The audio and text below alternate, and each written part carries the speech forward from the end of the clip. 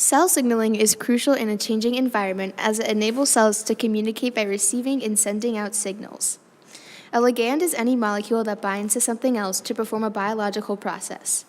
A hormone is a ligand that acts as a signaling molecule. Hormones are part of endocrine signaling. Cells have proteins called receptors that are unique to the signaling molecules that bind to that receptor. In the case of adrenaline, there is an adrenergic receptor. When the adrenergic receptor is activated, it triggers the G protein coupled receptor.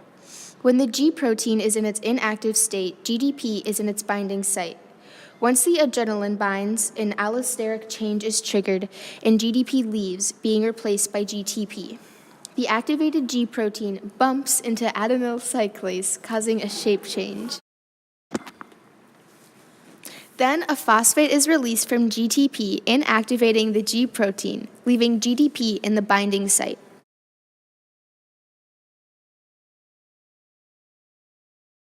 Adenyl cyclase is an enzyme that catalyzes the conversion of ATP into CAMP, a second messenger.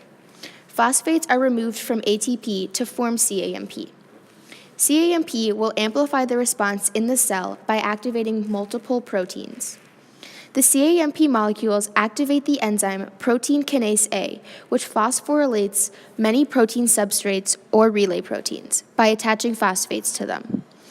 In order to stop the phosphorylation cascade, phosphatases have to remove phosphates that are attached to proteins via protein kinase A.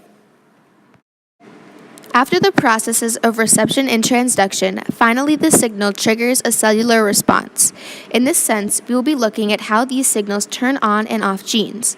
The first process is making mRNA, also known as translation. Then, specific mRNA are made into a double helix and are attracted to move toward a ribosome.